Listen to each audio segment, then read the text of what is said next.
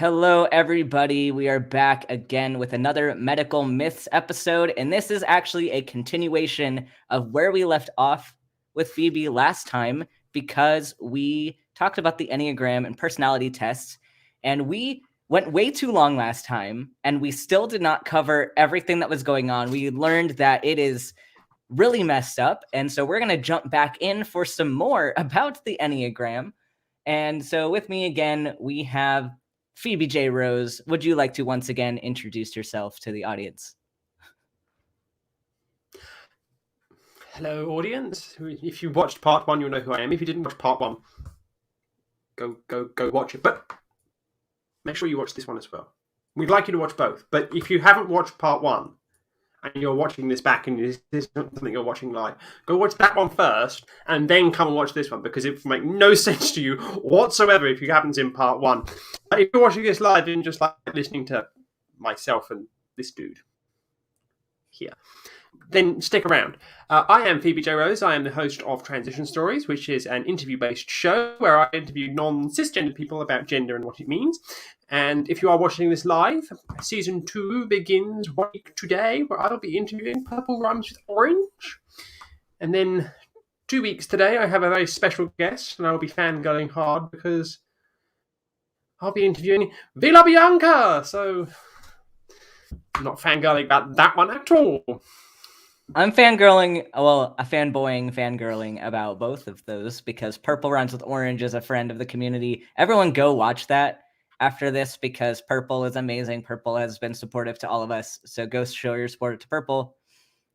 And anything else to show for you? Well, I'm on here, and it's wonderful to be on here with you. You should check out Beers and Bros on Twitch on Friday / Saturday. Whereas I'm on one Fridays of the we have three trivia nights. Regulars. I'm one of the 3 regulars that turns up. Found out last night that I've been told that it's just the B and Ben show, and I'm just this woman that shows up occasionally. But you know, well, because you're usually sleeping. I do also want to share. I've only missed one because I'm sleeping. I've only missed one. Okay. I do want to share a little bit because I have some new merch up, and so I'm going to show a little bit because I was pretty happy with this. So I have some new trans merch. I've got one of the Brotherhood for a trans bros. We've got some for the trans ladies out there. And then I've got some non-binary ones as well, which I'll pull up in a separate tab because it was being weird.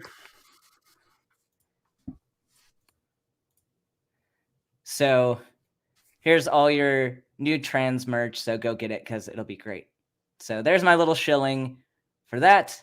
And if there's nothing left to shill, let's get right into this so that we don't go like 2 hours like we did last time, or over 2 hours, almost 3 hours like we did last time. If you're watching this, we promise not to go as long. Yeah, we make that promise. Okay. So last time we talked about the different types. We talked about the history of the Enneagram. So we left off before talking about the wing. So if you remember last time, my results were 6 wing 5. And then Phoebe was 4 wing 3, right? Is that what 3 wing 4. Type 3 wing 4. Okay, type 3 wing 4. So we're going to get right into this. Talking about the wing. So this is their explanation for why not everyone is a pure personality type. Everyone is a unique mixture of his or her. Sorry, non-binaries, you don't get to have a type. Basic type, well, and usually one of the 2 types adjacent to it on the circumference of the Enneagram. One of the 2 types adjacent to your basic type is called your wing. Your basic type dominates your overall personality, while the wing complements it and adds important, sometimes contradictory elements to your total personality. Your wing is the second side of your personality, and it must be taken into consideration to better understand yourself or someone else.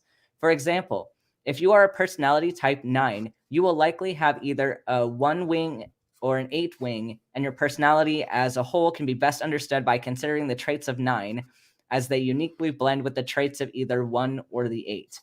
In our teaching experience over the years, we have also encountered some individuals who seem to have both wings, while others are strongly influenced by their basic type and show little of either wing.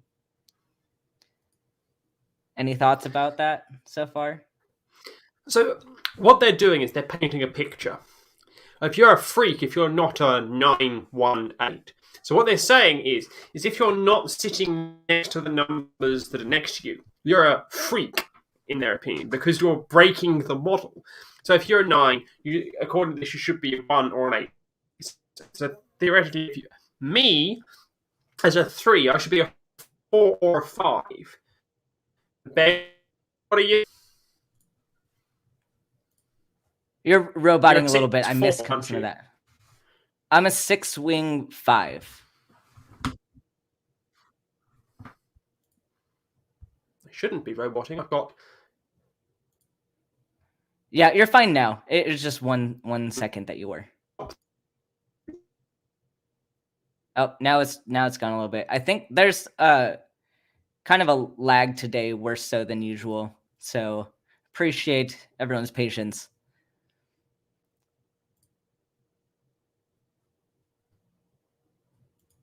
So I guess while we're figuring that out, I'll keep reading ahead a little bit.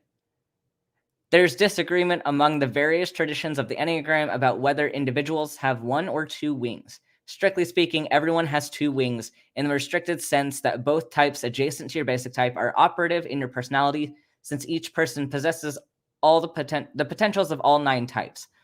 However, this is not what is usually meant by having 2 wings. And proponents of the so-called 2-wing theory believe that both wings operate more or less equally in everyone's personality. For example, they believe that a 9 would have roughly equal amounts of his or her 8 and 1 wings. You still there, Phoebe? Oh. Did we get it fixed? I think you're back.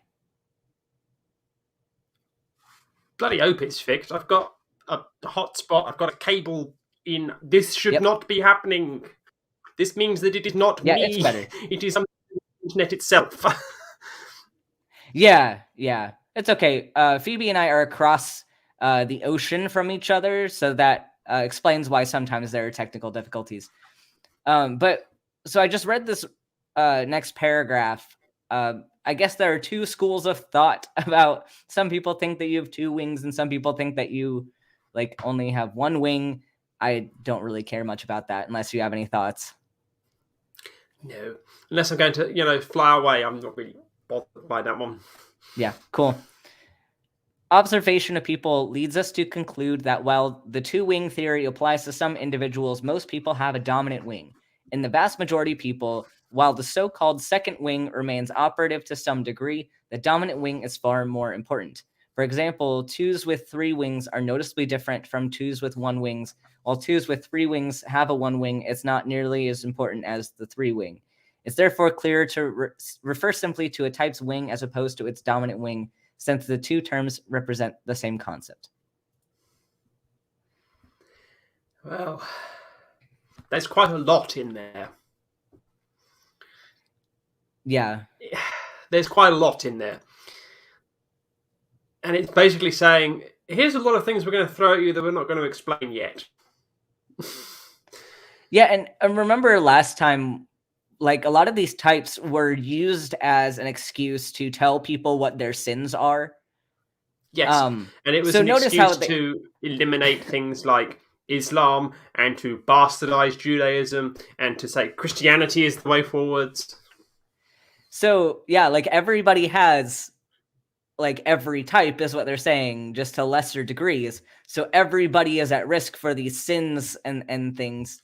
But you're most likely to sin in the ways that they told us previously. Apparently, we're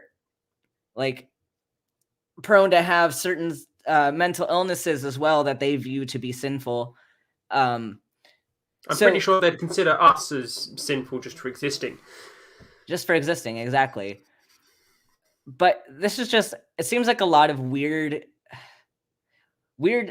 classifications and excuses to put people into boxes, but then also this disclaimer of well, we put you into this box, but we know that not everyone actually like fits into these boxes. So we're going to give you more boxes within the boxes so that you feel like you're not constrained to a box, but we're still constraining you to a box.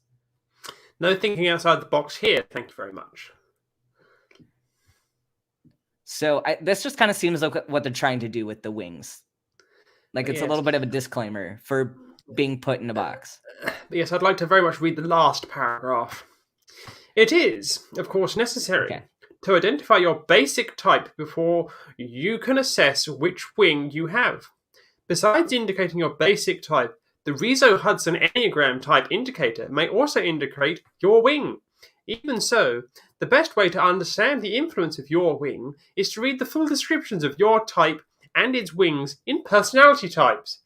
You can also read the descriptions of the types adjacent to your basic type and decide which applies to you. Basically, what this says is, we're telling you these things, but, it's not actually us telling you. It's you deciding based on that. So there's nothing on us here. Disclaimer, disclaimer, disclaimer.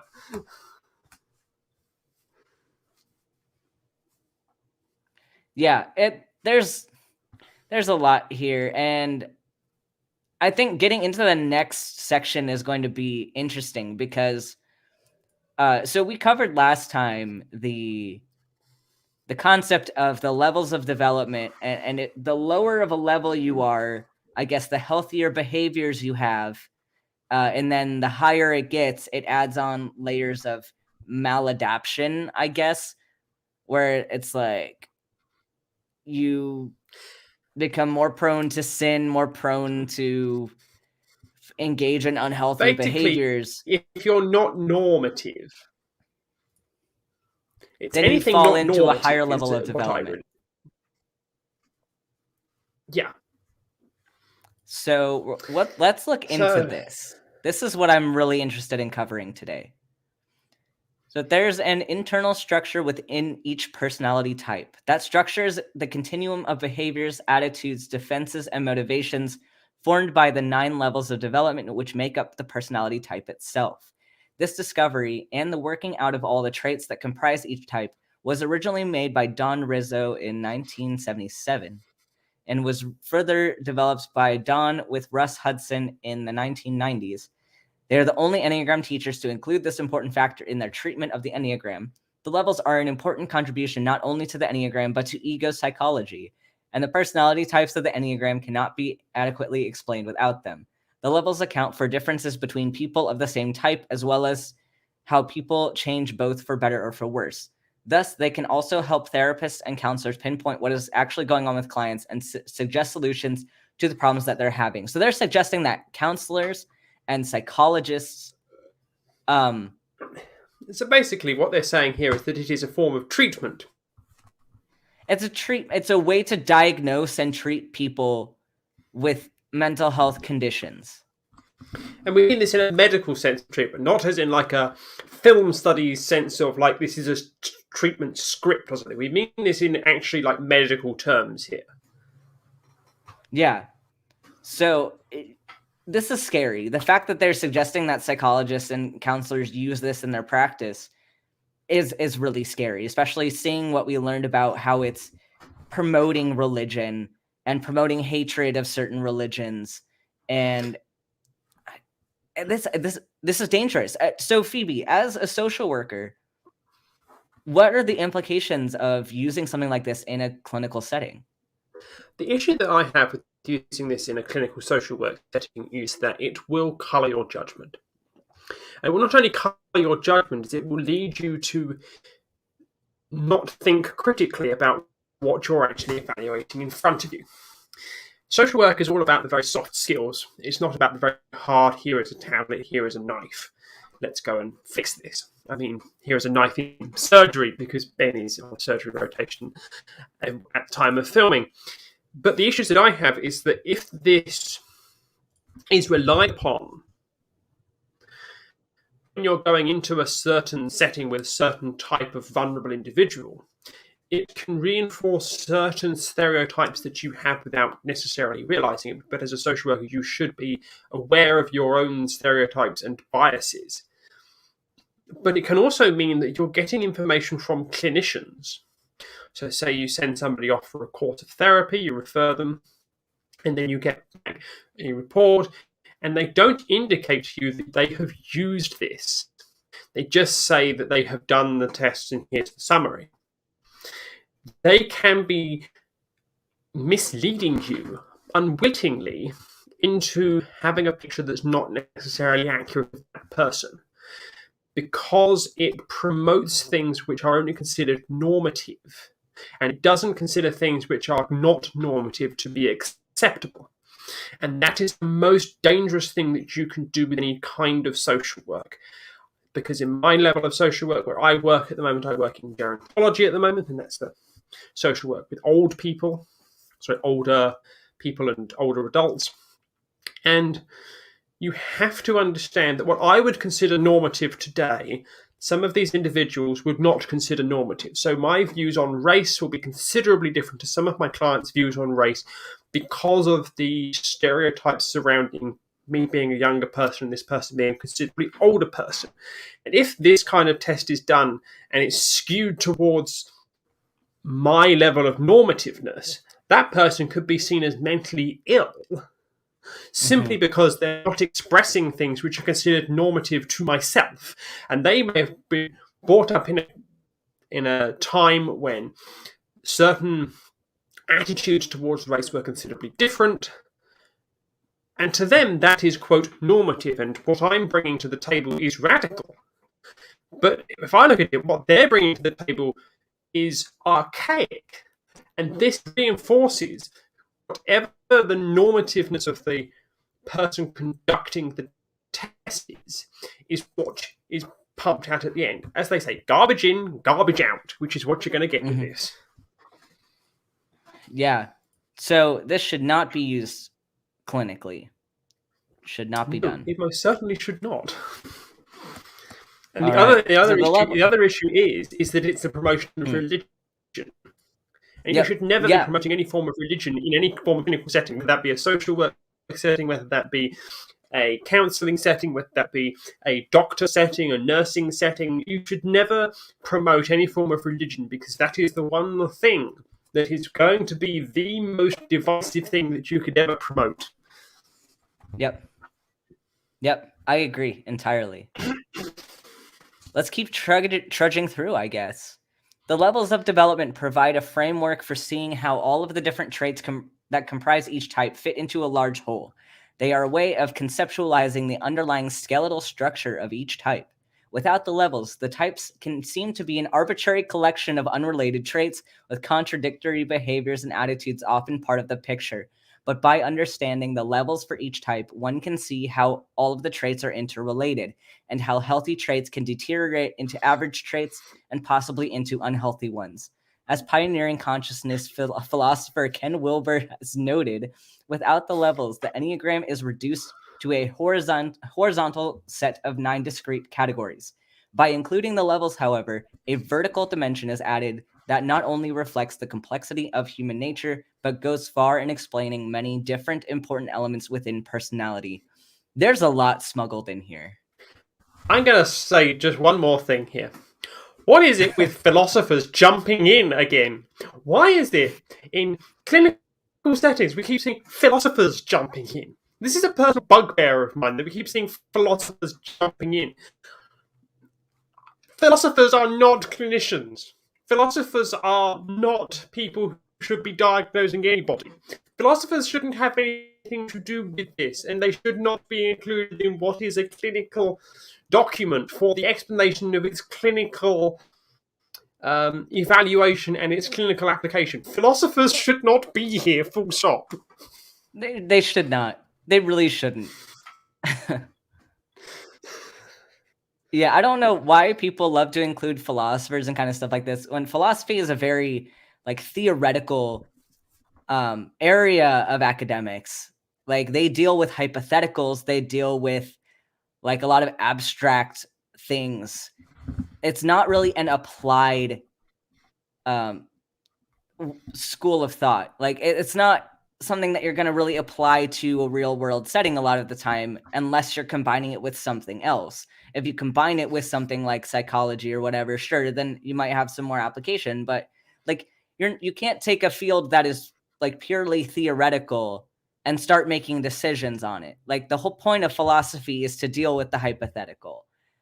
But we're dealing with very concrete real world issues, and trying to smuggle in philosophy is not something that is really going to be in the best interest of people, and is not going to align. There's no data to bring in. Philosophy doesn't rely on data.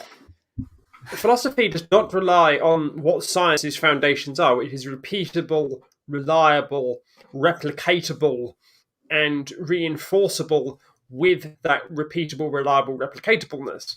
Because you need to be able to design something which has a hypothesis and a null hypothesis. And philosophy does not do that. And it does not say, I'm going to test X and I'm going to stress test X in this way, which is repeatable by somebody that has never met me before.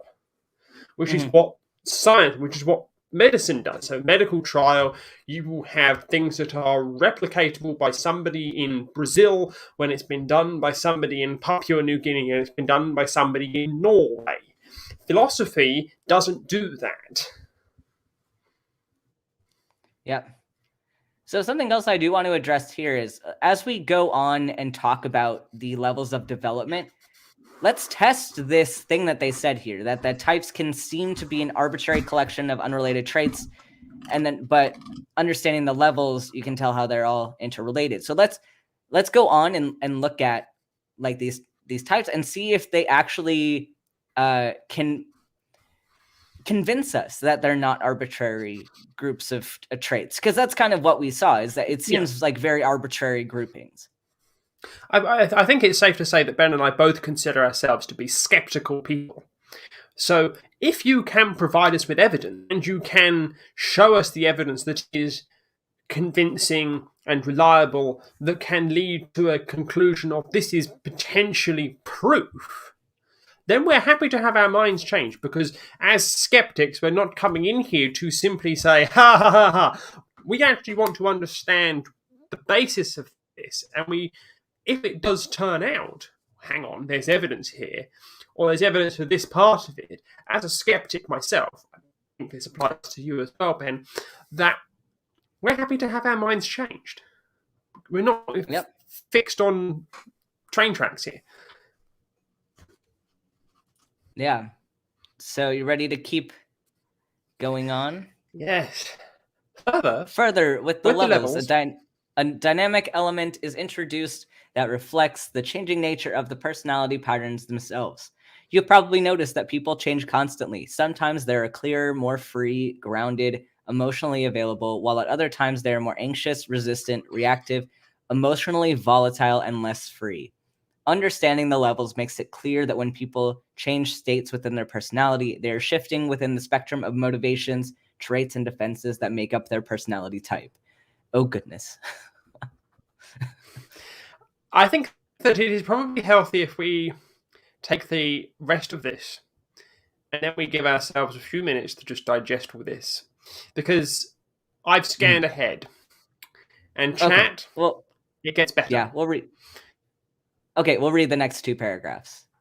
To understand an individual accurately, it is necessary to perceive where the person lies along the continuum of levels of his or her type at a given time. In other words, one must assess whether a person is in their healthy, average, or unhealthy range of functioning. This is important because, for example, two people of the same personality type and wing will differ significantly if one is healthy and the other is unhealthy. In relationships and in the business world, understanding this distinction is crucial. The continuum is comprised of 9 internal levels of development. Briefly, there are 3 levels in the healthy section, 3 levels in the average section, and 3 levels in the unhealthy section. It may help you to think of the continuum of levels as a photographer's gray scale, which has gradations from pure white to pure black with many shades of gray in between. On the continuum, the healthiest traits appear first at the top, so to speak. As we move down the continuum in a spiral pattern, we progressively pass through each level of development, making a distinct shift in the personality's deterioration to the pure black of psychological breakdown at the bottom. The continuum for each of the personality types can be seen in the following diagram. Do you want to address this or just go straight into the diagram? Let's do the diagram because, oh boy. All right. Here we go. The continuum. So, before we start, you will see how they have managed to break this down into very simple, very easy to grip hold of identifiers. So it's 1, 2, 3 words at most that you're getting after each one here. So and it's quite convenient. There's 3 in each, and they're implying that your development can easily move up and easily move down and easily. So it doesn't say that you bounce around. It just says ooh, ooh. It doesn't say that in what it says. Some of these categories are like they're using terms that they don't understand what they mean. Like, so psychological capacity is a legal term. Yes, I will. So yes, I will happily go and explain. I'll happily read these out. So you have the continuum of the levels of development. Healthy. Level 1. The level of liberation. Level 2. The level of psychological capacity. Level 3. The level of social value. Average. The level of imbalance / social role. Level 5.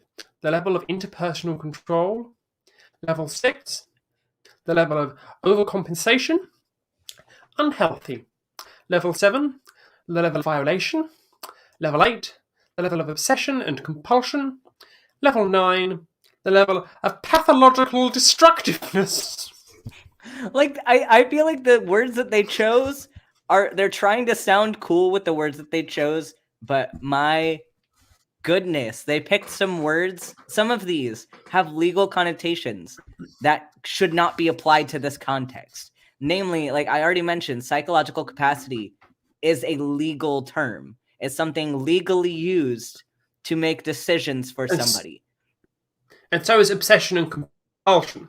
That is a legal term. That is a legal part because you have the condition obsessive compulsive disorder. Also, pathological destructiveness is another way of a broad range of psychological conditions that I have dealt with when I worked in children and adolescents, which contains things like oppositional defiant disorder and other associated conditions, because pathological destructiveness contains things like that, which you will see in that. So that is very pseudo-legalistic that they're using there, pseudo-diagnostic that they're using here. And some of these things are really quite disturbing to actually see placed in here. They're putting your value on your role in society, so your level of social value and your interpersonal control. But here's the thing, what do they mean by some of these things?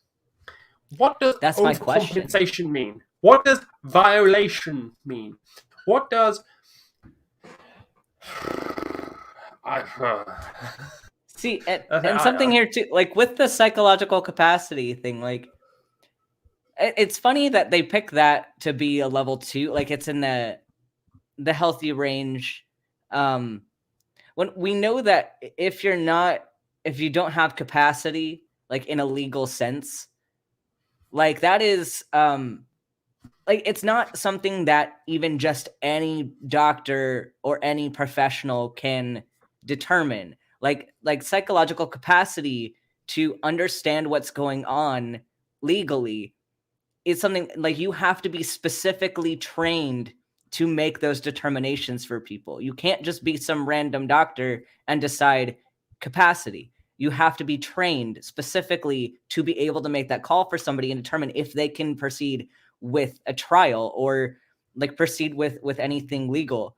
Like it's not just something you can throw out. You have to have specific qualifications to be able to make that determination. And the thing that worries me here the most is that there could be somebody who is called as a quote expert witness here, Because I say I have personally appeared in court and I've had my CV/resume ripped apart. Well, you went to this school, you did this, and you did this, and you did this. Under cross-examination, because I have to robustly say, these are my qualifications. If I went in here and said, I've got qualifications... Yeah. If I went in here and said, I've got qualifications, and part of that qualification is that I'm qualified in Enneagrams, how can that stand up to scrutiny? It can't. So do you want to see... So any of these, like, just by the words that you want to explore, or do you want to get into, like, what they mean by these? Well, I would love to explore what they mean by the level of social value. That's the one that's really getting my goat at the moment. But we can go over all of them, I'm pretty sure. Well, yeah, I'm pretty sure we can go over all of them. If they don't go over all 9 of them? Or maybe they don't. Maybe I don't know. Maybe they're being vague about this. Oh, they talk a little bit about it. Some of them, at least. At each level, significant psychological shifts occur as indicated by the title we've given to it. For example, at level 5, so level 5 is interpersonal control. The level of interpersonal control, the person is trying to manipulate himself and others. It's only male people. Himself. Sorry, I don't exist and others in this. I'm to not get his or her psychological needs met. Wait, so they use himself and then his or her... Okay, they don't know what gender is. Or English. Person is trying to manipulate himself and others to get his or her psychological needs met. This invariably creates interpersonal conflicts. By this level, the person has also fully identified with the ego and does not see himself as anything more than that. The ego must therefore be increasingly defended and inflated for the person to feel safe and to keep their identity intact. If this activity does not satisfy the person and anxiety increases, he or she may deteriorate to the next state, level 6, the level of overcompensation, where their behavior will become more intrusive and aggressive as they continue to pursue their ego agenda. Anxiety is increasing, and this person is increasingly disruptive and focused on getting his needs met regardless of the impact on people around him. This seems like making a pathology of basic psychological needs. My ego feels very attacked by that. You know when I turn up, you don't just get me, you get my ego as well. My ego feels personally attacked by that paragraph. Because whilst an ego can be an unhealthy thing, it can also be a very healthy thing.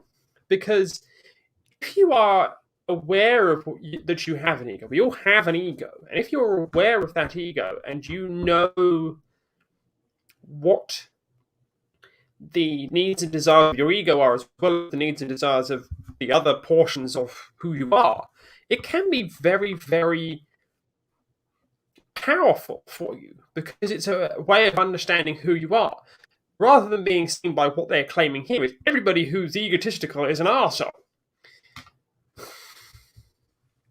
And it's kind of attacking this idea of identity, because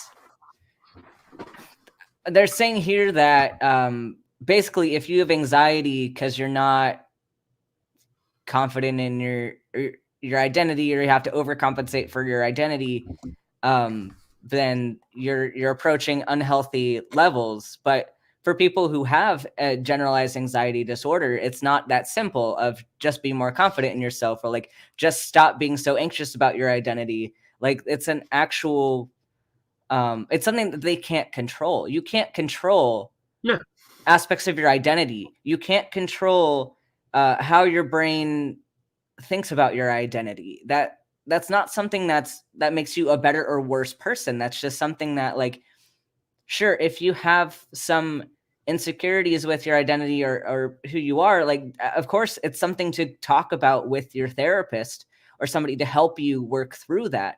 But that's not your fault. It's not a lack of virtue on your end. It's something like your brain messed up something, and it's a product of biology and a product of biochemistry and physiology. It's not you being a bad person. And as somebody who has been diagnosed as autistic, I hear exactly what you're saying. Because I will see things completely differently to somebody who is, quote, neurotypical, end quote. And what they're saying here is that it's my fault.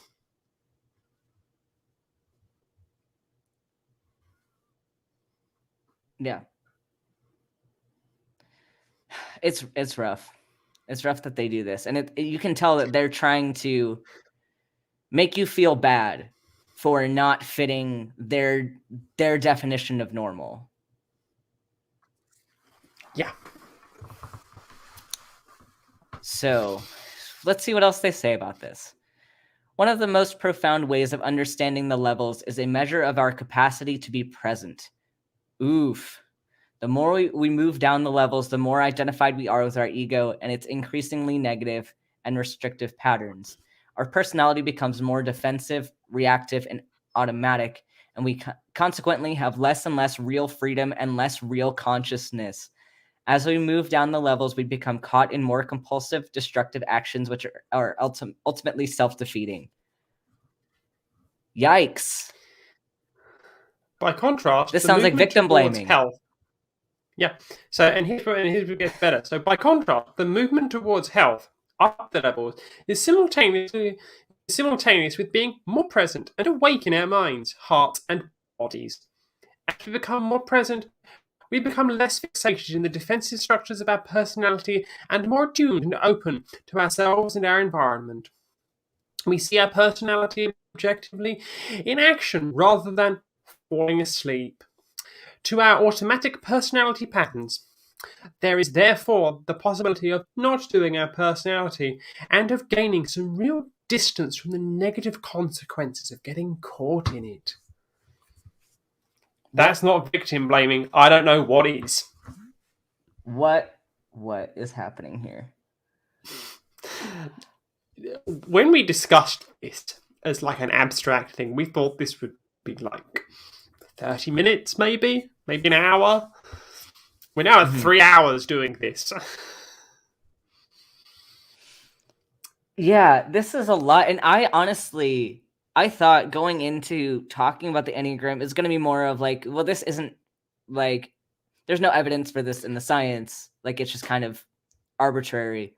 But there's a lot here that they are smuggling in with this kind of stuff. A lot of victim blaming, a lot of making people feel like they're not good enough because their brain does something differently than other people. There is a lot of preconception that I had about this before I came in, that it was all woo. And it was going to be a lot of woo that they talked about. But I feel, and this is just me speaking from me and my biases and prejudices here, that a very angry person or group of people wrote this. Yeah.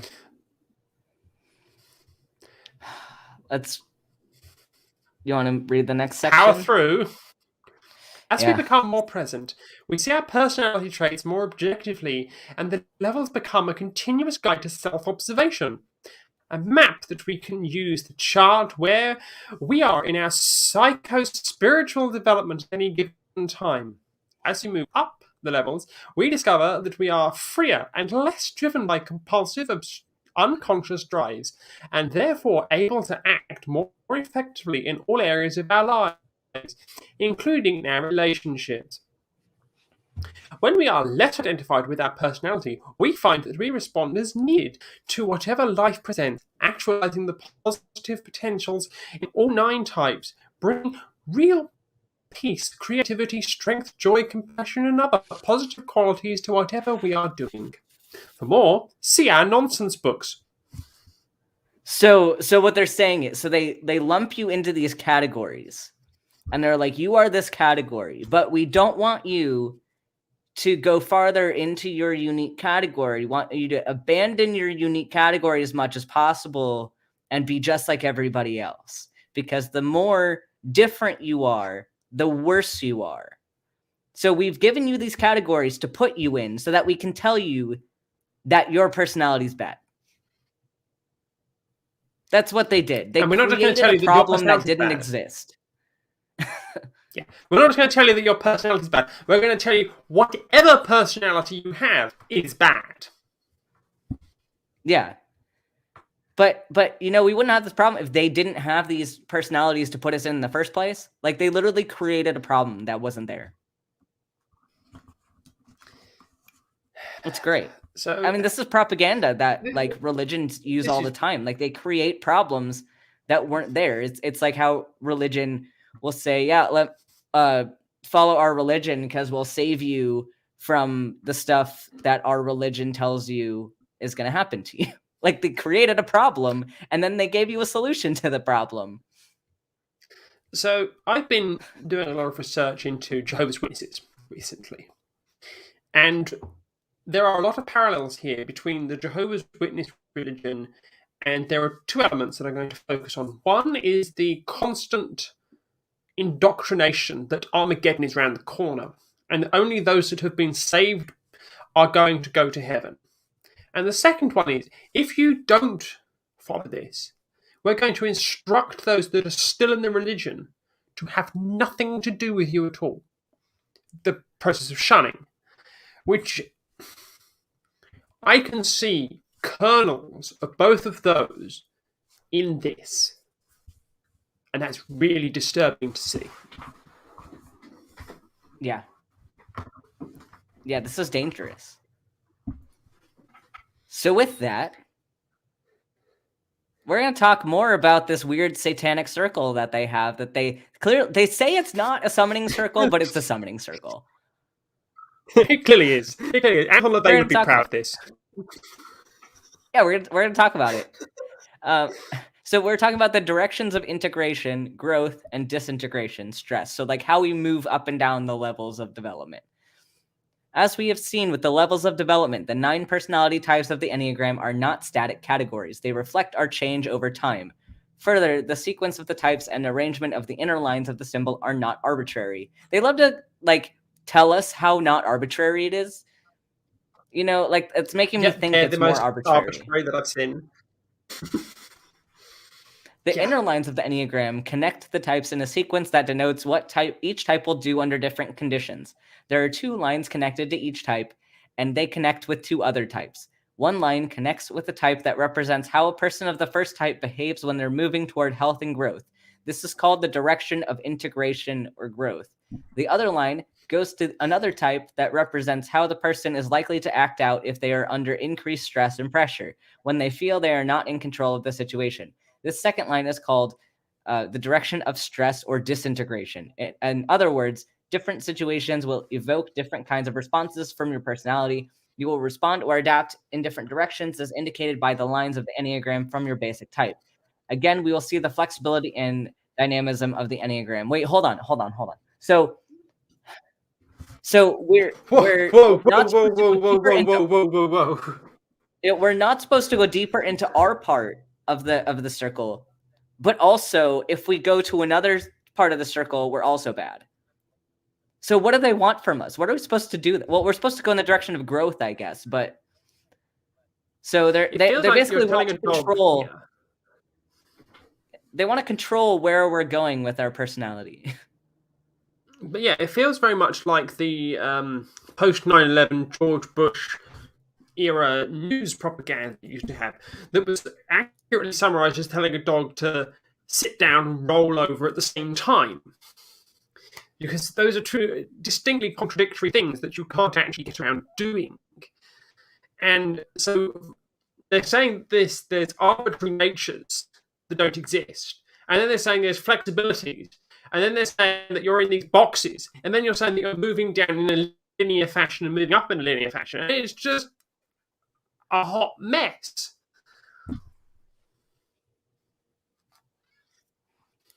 And then I guess like here's another layer to it as well, because so I was given like a type and they're like, okay, so everyone, you and your base type, it's fine. Like there's no type that's better than another type. They're all equal types. But you're a 6, and I don't want you to be as much of a 6 as you are. You'd be better if you tried to be something else in the circle. Yeah. So it's like How dare nothing's you be a better, 6? but like Be more the 3. one. Yeah, but like the fact that you are the thing that we assigned you is bad. So like you should actually try to be this other thing, but then we're also going to tell the people in that square of that other thing that that's not good for them either, and that they need to try to be something else. So just it's causing you to be insecure with yourself. And again, to sell you these therapies and these like methods Additional to become a texts. better person, it's meant to make you feel like garbage about yourself in the name of self-awareness. And don't forget, they want you to charge us to take the test in the first place. Yeah, they want to charge you to take the test, and then they want to charge you for like these counseling sessions and things to make you a better person because they told you were a bad person for being something. They don't know me. Or me. Yeah. So yes. Let's So move the on. direction. Yeah, so the direction of disintegration or stress for each type is indicated by the sequence of numbers 1, 4, 2, 8, 5, 7, 1. This means that an average to unhealthy 1 under stress will eventually behave like an average to unhealthy 4. And an average to unhealthy 4 will act out their stress like an average to unhealthy 2. An average to unhealthy 2 will act out under stress like an 8. An 8 will act under stress like a 5. A 5 will act out like a 7. A 7 will act out like a 1. This is some weird math. Likewise, on the equilateral triangle, the sequence is a 9, 6, 3, 9. A stressed out 9 will act out like a 6. A stressed out 6 will act out like a 3. And stressed out 3 will act out like a 9. Why? Why put all of this effort into it? Like, it seems like they're just trying to make it complicated. I feel bamboozled. I feel like I'm being bamboozled here. This sounds like trolling. Like, legit. This sounds like somebody, like, just made something up. Which, oh, wait. It sounds like they did. I honestly feel like I'm going... Yeah. I honestly feel like I'm going slightly troppo here. I honestly feel like I'm being bamboozled. This is a load of codswallop, and I'm going slightly troppo the further through this we go. It's really quite unsettling. Right? Like, it turned out... like I've used some terminology there that not everyone's going to understand. It was like initially the surface level thing of like, oh, just like I'm going to figure out my personality. And then as we've dug deeper, it's just like, what are we reading? Like, what are we reading right now? This is really deep. I'm so confused. Yeah, I'm so confused. So let's learn more. Let's find out the direction of growth. All right. Okay, direction of integration or growth? You can read it if you want. That's fine. Okay, the direction of integration or growth is indicated for each type by the reverse of sequences of disintegration. Each type moves towards integration in a direction that is the opposite of its unhealthy direction. Thus, the sequence for the direction of integration is 1758241. An integrating 1 goes to 7, an integrating 7 goes to 5, an integrating 5 goes to 8, and so on. On the equilateral triangle, the sequence is 9369. An integrating 9 will go to 3, an integrating 3 will go to 6, and so on. You can see how this works by following the direction of the arrows on the following Enneagram. It's just the opposite. So basically, they've just stuck it in a mirror, basically. Yep. All right. It's not necessary to have separate Enneagrams for the direction of integration and the direction of disintegration.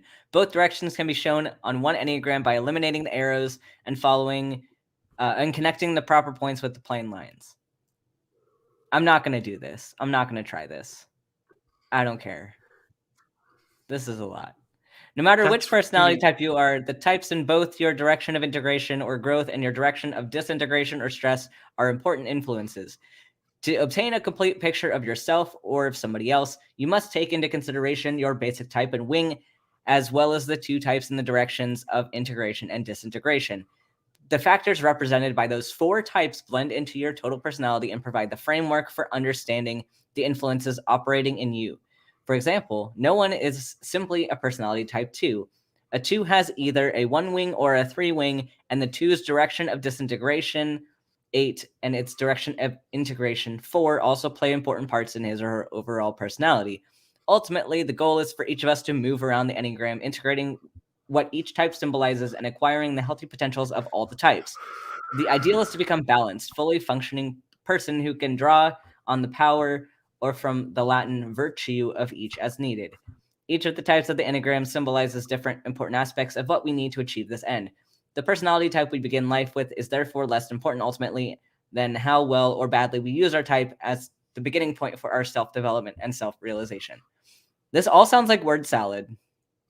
It also sounds like ignore what we have said, just be yourself. And, be a good person. Take a little here, take a little there, but don't, sit just here. This seems more accurate. Or nerdy, if you have a magic 8-ball, just shake the magic 8-ball and go, oi! Pretty much. That's kind of where we got in here. So now we're adding something else, the 3 instincts. I didn't know this was part of it. I say, just before we carry on, I feel like there's a scene from the cartoon Toy Story where Woody is feeling all disheartened and disenchanted, and he's going around the room saying, well, how do I do this? And then he picks up the 8-ball and he just shake it. And I feel like that's what you would be better off doing than this. You feel a bit low, just pick up a magic 8-ball. Even if it says don't count on it, as it did in Toy Story, you'll probably have a better shot at, getting around things than this does. So before we move on to the instinct section, I do want to tell the audience about why I keep moving my arm and massaging it. I got my COVID booster today. I've got shot number 3, so I'm gonna have extra 5G potential soon. But I'm starting to feel a little bit of the side effects. So, but I'm feeling happy and great. I'm really happy I got to get this 3rd shot since I'm working at the hospital. But yeah, that's why I'm I feel like I got punched in the arm. So I know it worked. What I will say, though, is that my internet problems, now that your 3rd booster has started to kick in, my internet problems have disappeared. Oh, this is true. All right, so let's talk about the 3 instincts. Can it go proof whenever we need it? Hey, Jupiter, that's not very nice.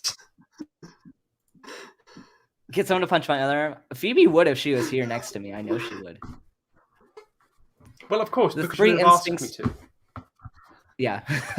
The 3 instincts, often erroneously called the subtypes, are a 3rd set of distinctions that are extremely important for understanding personality. A major aspect of human nature lies in our instinctual hardwiring as biological beings. We are each endowed with specific instinctual intelligences that are necessary for our survival as individuals and as a species. We each have a self-preservation instinct for preserving the body and its life and functioning, a sexual instinct for extending ourselves in the environment and through generations, and a social instinct for getting along with others and forming secure social bonds. While we have all 3 instincts in us, one of them is the dominant focus for our attention and behavior, the set of attitudes and values that we are most attracted to and comfortable with. We each also have a 2nd instinct that is used to support the dominant instinct, as well as a 3rd instinct that is the least developed, a real blind spot in our personality and our values. Which instinct is in each of these 3 places, most, middle, and least developed, produces what we call our instinctual stack, like a 3-layered cake, with your dominant instinct on top, the next most developed instinct in the middle, and the least developed on the bottom. Why do we need extra categories? Why do we need 80,000 layers of categories for one test? This is ridiculous. Well, I can imagine that this is like a wedding cake, where you've got your most developed one at the very top, then it gets slightly wider at the bottom, and then it gets really wide at the very bottom. And then you slice into this cake, and you see that it's not your standard fruit wedding cake. It's this cake which has got all these fancy layers going all the way through it, which has all been hidden by this nice icing that you've got around the top, and this layer of marzipan that goes around it as well. And you didn't realise that you were getting into such a deep load of information dump that doesn't necessarily all work together, because it feels like someone's mixed all the flavours up together with each layer, and they don't really work together in these layers in this nice wedding cake that you've got. So you just think you're getting a nice wedding cake, and it'll just be, oh, that's a cake, and then you move on. But you actually eat it and you go, Oh, That's not very nice, exactly like actually. what I'm thinking, like for an analogy, but like take this a step further because they're just adding layers that don't need to be there for the sake of adding layers. And I think Yeah, it goes even precisely. beyond just like a wedding cake. But let's say like you're making a wedding cake and you just want to have so many layers to make it look pretty. But you ran out of like icing and you ran out of like the actual Food stuff that would go dye. on a cake. And you've started adding like mashed potatoes and like dog food. It's like And you're just gravy. it's like you're adding layers, but they don't work and they're not They meant to don't be there. belong. Like just because it's a layer does not mean it needs to be there or should be there.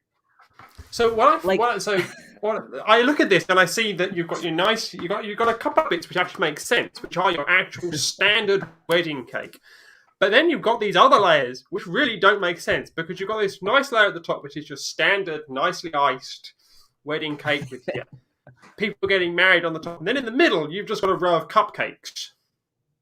But those cupcakes aren't made of sponge.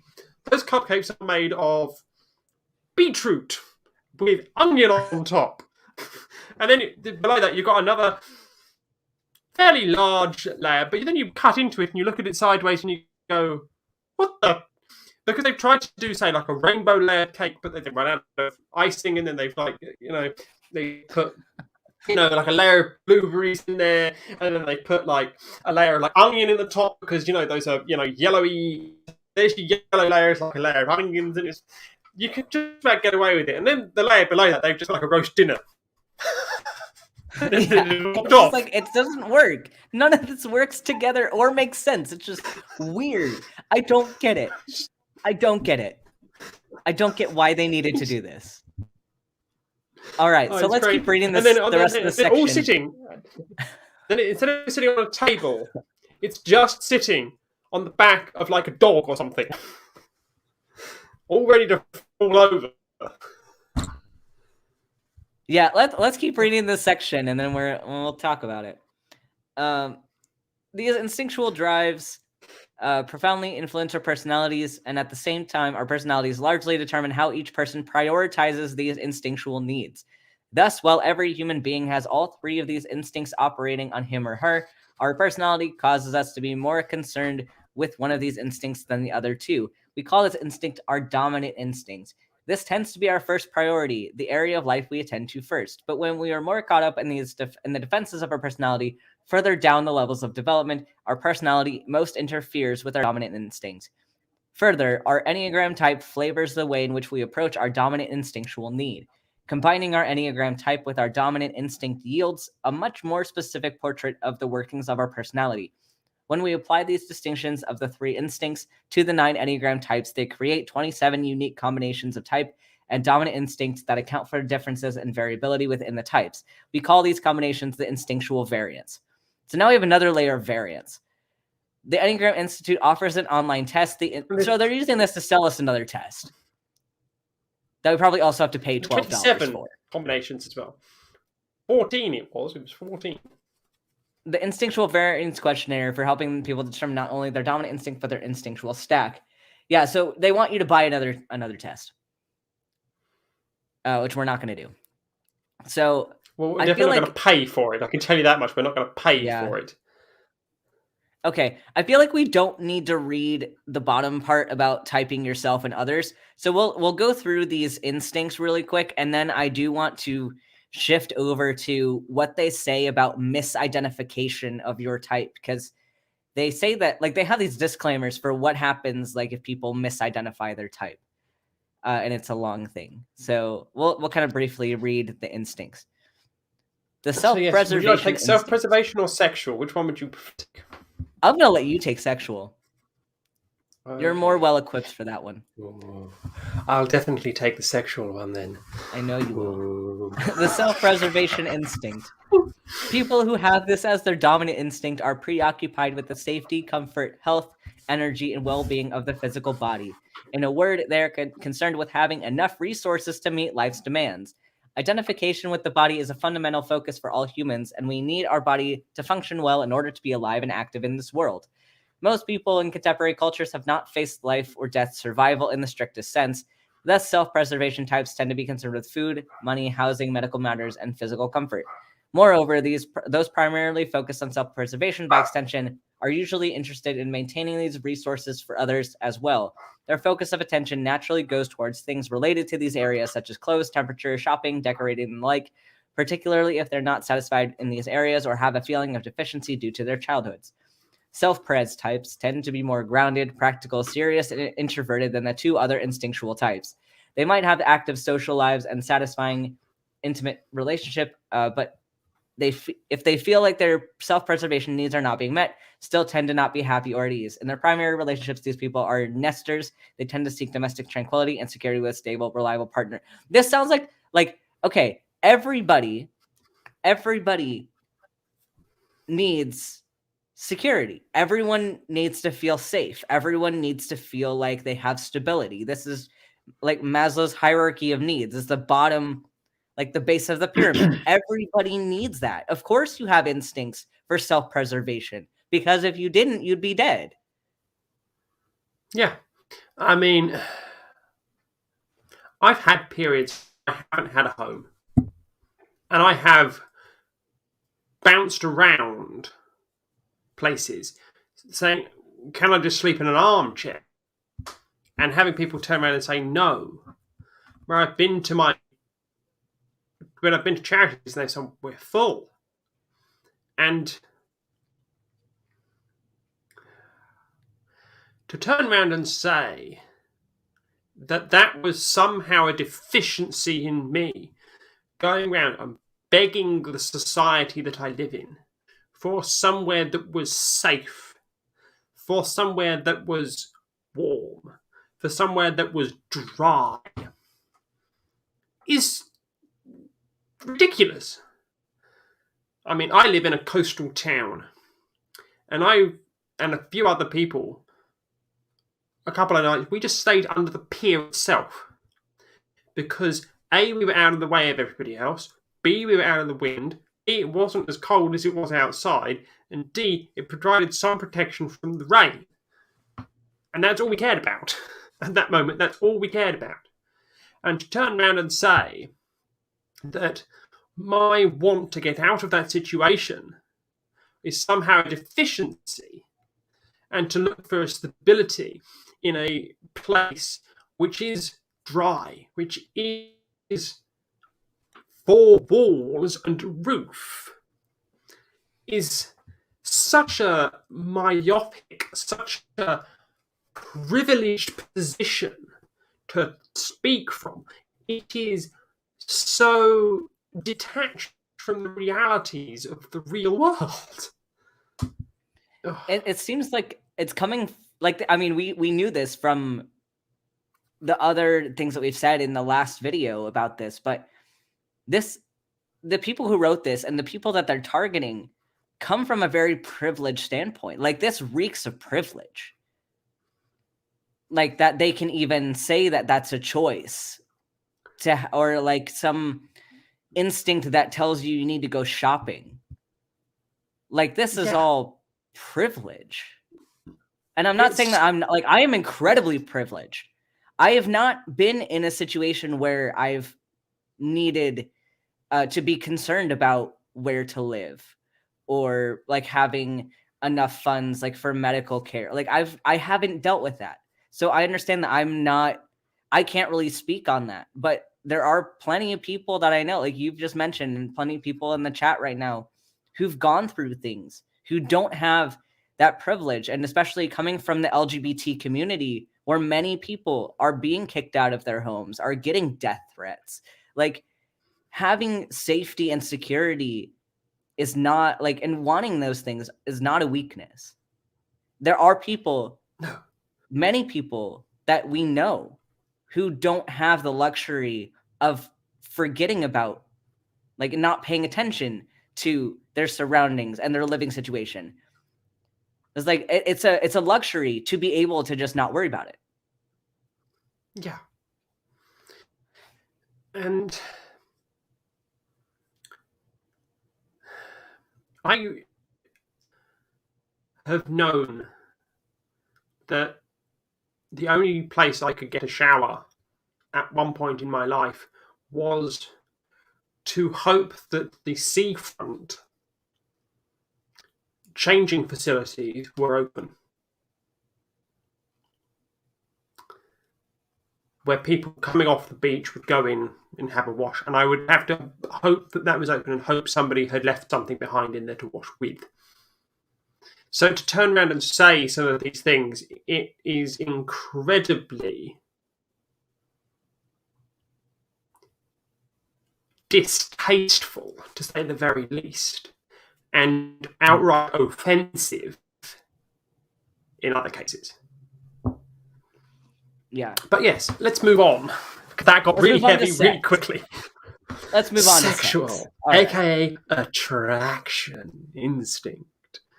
Many people originally identify themselves as this type because they have learned that the sexual types are interested in one-on-one relationships. But all three instinctual types are interested in one-on-one relationships for different reasons. So this does not distinguish them.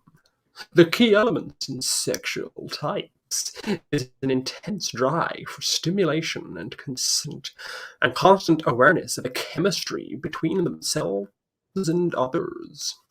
Sexual types are immediately aware of the attraction or lack thereof between themselves and other people. Further, while the basis of this instinct is related to sexuality, it is not necessarily about engaging in the sexual act. There are many people that we are excited to be around for reasons of personal chemistry that we have no intention of getting involved with. Nonetheless, we might be aware that we feel stimulated in certain people's company, and less so in others. The sexual type is constantly moving towards that sense of intense stimulation and juicy energy in their relationships and in their activities. They are most energized one of the three instinctual types and tend to be more aggressive, competitive, charged, and emotionally intense than self-pres or social types. Sexual types need to have intense energetic charge in their primary relationships, or else they remain unsatisfied. They enjoy being intensely involved, even merge with others, and can become disenchanted with partners who are unable to meet their need for intense, energetic union. Losing yourself in a fusion of being is the ideal here, and sexual types are always looking for this state, and with others, and with stimulating objects in their world. So, how slut-shamey is this? Wow!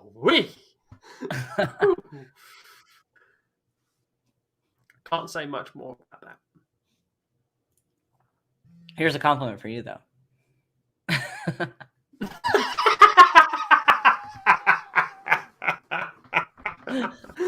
Oh dear. Well, I'm glad, Titan, that that voice made it more palatable. It's the Britishness, I'm assuming. Yeah, but so let's dig into this. So, one-on-one relationship that's going on about monogamy here. Mm-hmm. It's clearly going on about monogamy here. It's also saying that you can have friends that you don't sleep with, but you're going to want to sleep with them, so be careful. Be very careful. You could sleep with somebody.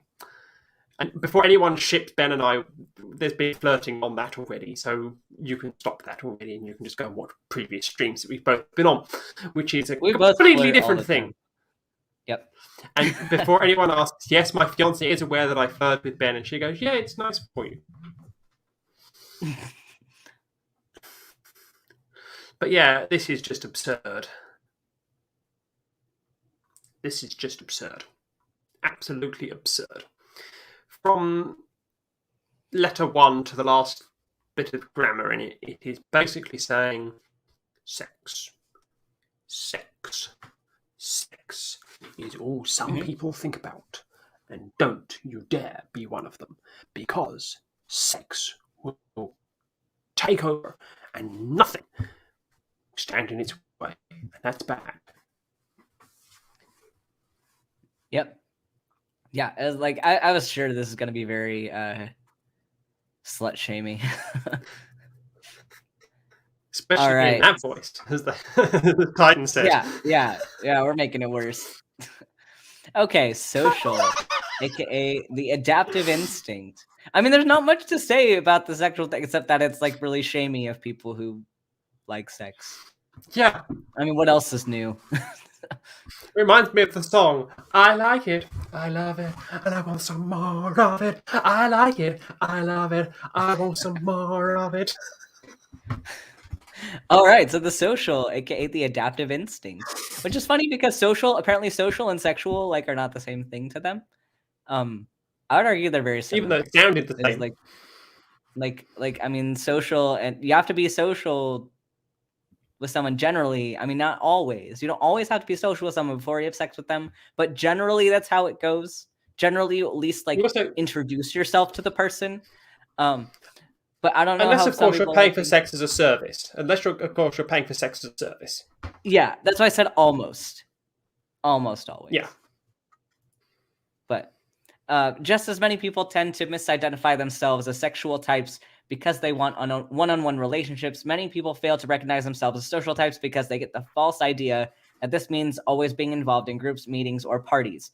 If self-preservation types are interested in adjusting the environment to make themselves more secure and comfortable, social types adapt themselves to serve the needs of the social situation they find themselves in. Thus, social types are highly aware of other people, whether they are in intimate situations or in groups. They are also aware of their actions and attitudes, of how their actions and attitudes are affecting those around them. Moreover, sexual types seek intimacy. Social types seek personal connection. Ouch! They want to stay in long-term contact with people and be involved in their world. Social types are the most concerned with doing things that will have some impact on their community or even in broader domains. They tend to be warmer, more open, engaging, and socially responsible than the other two types. In primary relationships, they seek partners with whom they can share social activities, wanting their intimates to get involved in projects and events with them. Paradoxically, they actually tend to avoid long periods of exclusive intimacy and quiet solitude, seeing both as potentially limiting. Social types lose their sense of identity and meaning when they are not involved with others in activities that transcend their individual interests. So if you're a sexual person, you can't be intimate, or you're not as intimate, like socially, with people. Also, What? how dare you be an extrovert and be social?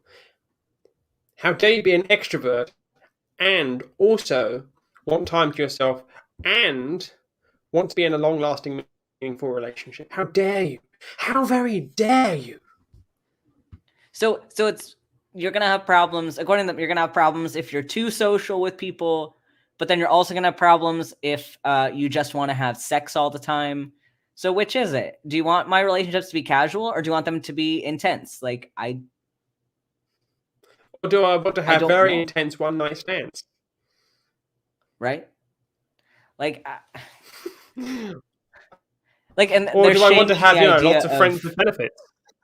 Yeah, and they're shaming the idea of casual sex, like in the sexual instinct, and then now it's like saying that people who want intimate relationships aren't going to be as sexually active, or less likely to engage in casual sex, or they just don't seem to understand that people can be different in how they approach sex and social relationships, and just platonic relationships. Even the intensity isn't based on whether it's romantic, sexual, or platonic. The intensity of a relationship is based on the individual people and how they choose to have their relationship. You can have a very intense platonic relationship and a very casual sexual relationship, and vice versa. Your intensity has nothing to do with if it's sexual or not, or how many people are there. You can have very sexual interactions with multiple people and have it still be intimate. And here's the thing: the dictionary, or one of the Oxford English Dictionary, defines the term orgy as 7 or more people in a room without their shoes or socks on. Oh, interesting. So they're having an orgy. Make of that what you will. All right. I can safely say that I am bowled over by the nonsense that has been spewed forth from this. Mm-hmm. Yeah, you can keep talking. I'm going to pull up the next section we're going to talk about. So, misidentifications. So this is their little disclaimer. Yes. Whenever we teach the Enneagram, we inevitably encounter people who have misidentified their type. 2s who are convinced they're 4s, 9s who think they are 5s, 3s who are persuaded they are 1s, and so on. This chapter has grown out of the need to clarify similarities and differences between the types.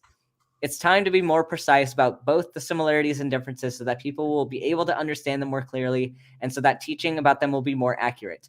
After all, deepening self-understanding is the primary aim of the Enneagram, and if people misidentify themselves, the Enneagram will do them little good. It will be no more than fascinating curiosity, or worse, a way of obtaining insight into others while avoiding insight into themselves. Even so, it is admittedly easy to misidentify people, and there are good reasons why aspects of virtually all types can be confused. First, the Enneagram is complex, and human nature is even more complex. People are extraordinarily varied and ever-changing. Unless we see individuals in different situations over a period of time, it can be difficult to have confidence in the accuracy of our diagnosis. Okay.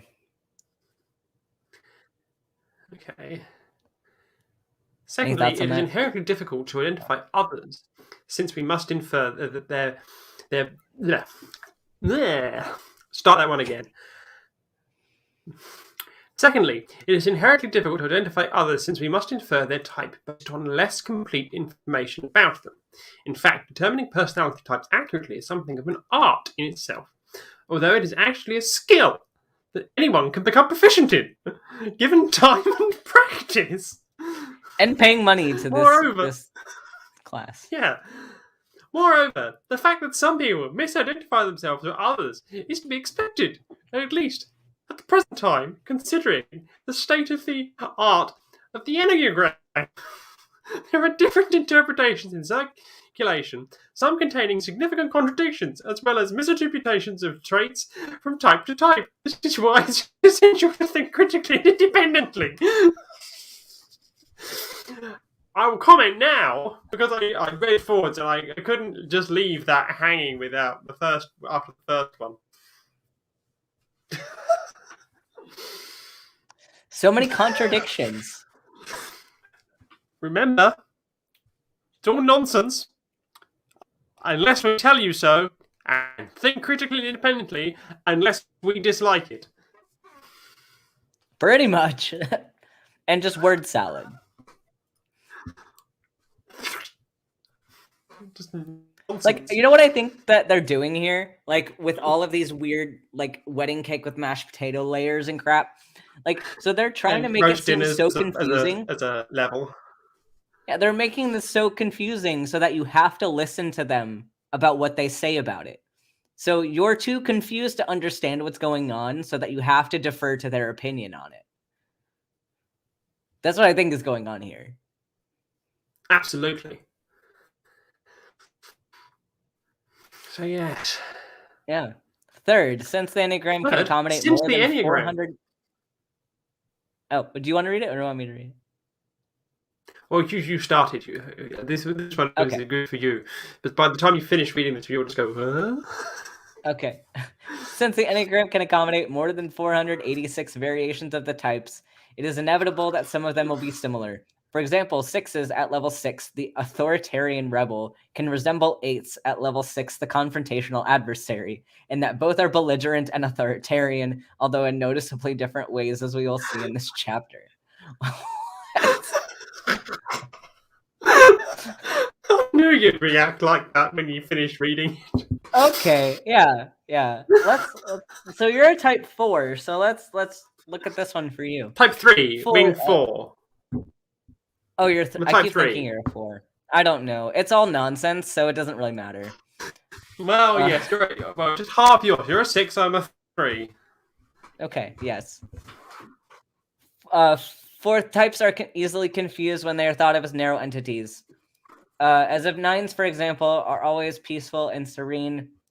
If this is our idea of 9s, then when we encounter someone who is occasionally irritable or aggressive, we may automatically conclude that the person cannot be a 9. While peacefulness and serenity are two of the principal traits of healthy 9s, there are also times when 9s can be angry, aggressive, and anxious. However, they virtually always think of themselves as peaceful and return to various forms of peacefulness. For instance, passivity and complacency as their home base. And just as important, when 9s are aggressive, angry, or anxious, they manifest these traits in distinctively 9-ish ways. For example, they express anger as a coolness towards the person they're angry with, while denying that they are at all angry. Even rather severe outbursts of aggression can erupt suddenly and then subside quickly. To make subtle distinctions such as these, we must learn to discern the overall style and motivations for each type rather than see individual traits in isolation. Okay.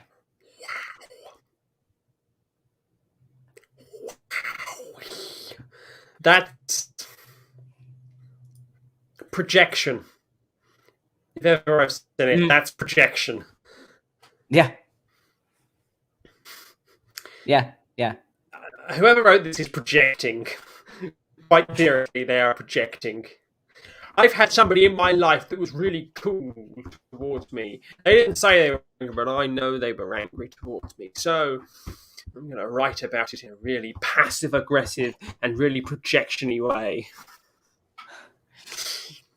So yes.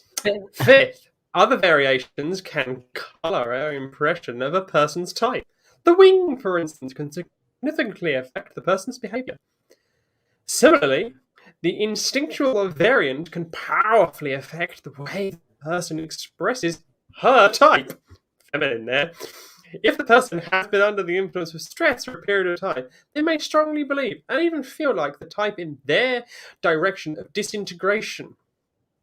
Also, people who are extremely high functioning can be more difficult to identify because they are less identified with the patterns of their type and can freely express a much wider range of coping styles. Clearly, the Enneagram types are not static or simple. Many factors can influence a person at any given moment and take time and dedication to really understand all subtleties and variations of the 9 basic types. Okay. This is just the word salad categories that don't really matter thing. Like that we assigned you to a category, but we want you to be another category, and then but we also want you to be this other category, but not be this other. Like I just, it's more word salad. It's the word salad again. I think Titan has summed it up in one Reader's Digest. Yes. Exactly. But more complicated to a point where now you think you need to buy their books and you need to like take their classes and stuff. They do have classes. You can like go to workshops about this and pay them money to be taught this stuff. And you can lose time that you'll never get back in your life. Yeah. So number 6, dear boy. Yeah, we'll read this. We'll keep reading these because then we'll be... This is a long article. Okay, we're not going to read all of this because we're almost at, like, we're at an hour and a half. So what I would say is that we read number 6 and then it goes on to something like furthermore, and then we should just draw a line there and then come back in part 3. No, we're not doing a part 3. I think we can, like, they're just going into more examples of misidentifying types. Yeah. So... Ronald Reagan! I just saw Ronald Reagan used as an example. Something about Ronald Reagan is personality type 9. Wow. Okay. He's genial, unassuming, optimistic, and easygoing. He has also sometimes been detached, passive, inattentive, and forgetful. They also called that Alzheimer's. So basically, okay, we can sum all this up in like one thing, is that we've made our system so confusing that you don't know where to put yourself on it, and you might not understand how to mind read our weird ass system. That's really where you get misidentification, is that you've not made any of this clear to the audience, like what is expected of them or what they're doing with these types. Like you advertise it being so simple, and then you're like, no, it's actually like this complicated, and then just word salad. And then expect us to fail what you mean by understand this. Yeah, like I don't know what you mean by like any of this stuff, and it's all arbitrary. So that's really how we can sum that up. It's meaningless. So I mean, just scanning through this, some of the other people that they talk about Stephen King, Gary Larson, Tom Hanks, Meg Ryan, and I'm pretty sure none of these people have potentially consented to actually having an Enneagram done on them. Particularly Ronald Reagan, considering Ronald Reagan died in 1994. And then again, something too, like he died in 2004. It was Richard Nixon who died in 1994. My apologies. 2006 he actually died. I'm getting my deaths of presidents mixed up. But anyway, it's beside the point. So if again, when we took the test, it was subjective, like from my perspective about myself, like it's my own self-awareness and who I thought I was, right? So I bet we would get drastically different responses from how I took the test for myself versus how someone else would just read what the types are supposed to be and then tell me who I am. Like what they're doing here, they've assigned a type to specific celebrities. And I bet that the way that they've assigned this person is not the way they would have assigned themselves. So you're not going to get consistent responses for any of these. Most of those people that they have selected, are actors of some description. Or people who write fiction. That's true. Stephen King, Gary Larson write fiction. Meg Ryan, Tom Hanks, Ronald Reagan, all in the acting business. Yeah. So they're not promoting why this would be valid to use. It's just making it more muddy. So I know they put a lot in here to try to make us think that they knew what they were talking about. But the more we've gotten into this, the less convinced I am that they actually do know what they're talking about. And it just seems more ridiculous. So kind of let's debrief a little bit. Like over these past 2 very long episodes on the Enneagram, what are we taking away from this? 4 hours. Yeah, the past 4 hours that we've done on this. I have. So those are 4 hours of my life that I've spent in your company, which are worth it. But 4 hours of my life that I've spent trying to discern what on this side of the planet I was actually engaging with here. And I still have not got an earthly. I am probably less informed having read through their stuff than I was when I sat and took the test. So when I sat and took the test, before Ben and I sat here and went, okay, this is a bit of harmless fun. Then I read it and it was just like, this is unmitigated word salad coming from people who are projecting and trying to sell you woo and are trying to sell you something which they themselves know to be woo and know to be a load of nonsense. And they will have people that will truly believe in this, who will then, at some point, replace these people and use them as the reference points, which is where this gets truly dangerous, in my opinion. Because if this goes from being some woo to, I don't know, a person of significant influence recommending this, or a certain group of people glomming onto this and going, this is what you should be doing, even in the defiance of actual science here, it is something that is to behold very distasteful and very disingenuous, and something which I am quite disturbed to see it actually being floated around as something which is of any reliability or any sense of normality. at all. Yes, okay, personality tests of this kind, they're a bit of harmless fun. But when it's layered up with Islamophobia and there's some sentiments of anti-Semitism in there, and there's heteronormativeness, and there's monogamy being pushed, and there's Christianity being pushed, and there's some semblance of homophobia flowing through this, and there's definite screams of biphobia coming through this, I have to go, what on earth is this actually pushing at? What on earth is this actually trying to say to me? Because I haven't got a clue.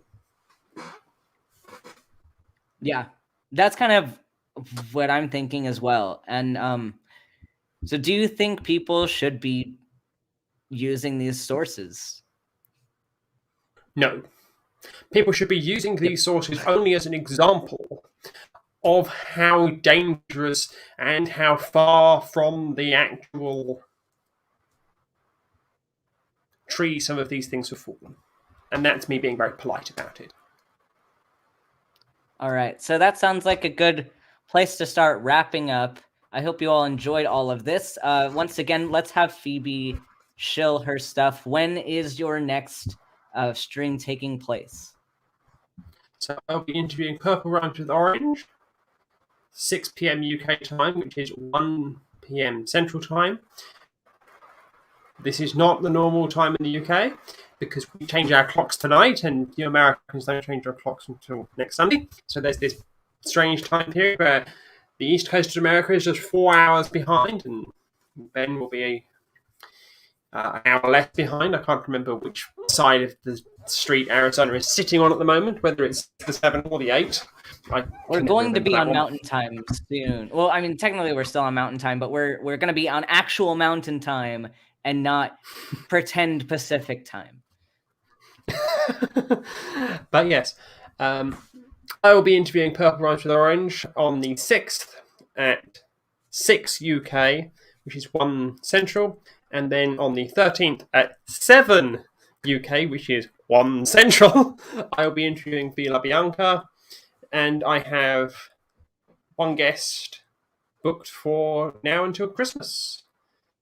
Now until the end of December. And if any of you in the chat, or any of you viewers watching are trans or gender non-conforming, non-binary, gender fluid, any of the non-cis people, contact Phoebe, get in touch with her, because she's always looking for more stories to share on her channel. I will confirm with everybody the time for the Villa Bianca episode. That's a provisional time. I don't think I've got that one right, but I can definitely say that 6/1, 6 UK, 1 Central will be the time for the Purple Rhymes with Orange stream. If you want to go back into the archives of Season 1, Episode 1, you can see me interview this man. You can see me interview this man. He was interviewee number 1. It was before he hit the hormones. He hit them hard. And he's still hitting them hard. You know, he's one of those injection drug users. He's injecting and he's hitting that hard. But, you know, that's all under the supervision of a doctor. You know, even though he will one day be a doctor. But that was my very first interview, and it was wonderful. And very soon there'll be a highlight section of the best bits of Season 1 coming out that will include such gems as portions of my interview with Ben, and portions of my interview with Amy Newman, and portions of my interview with B, portions of my interview with Puck, and many other people that I have interviewed will all be on there. But I do warn you that some of these may have sexually explicit content on them, just as a warning. But yes, I love doing transition stories, and if you are out there and you are of non-cisgender persuasion, get in touch. Sounds good. Well, thank you everyone for joining us today. We're going to conclude for today, but thank you all for joining us, and we will see you all next time.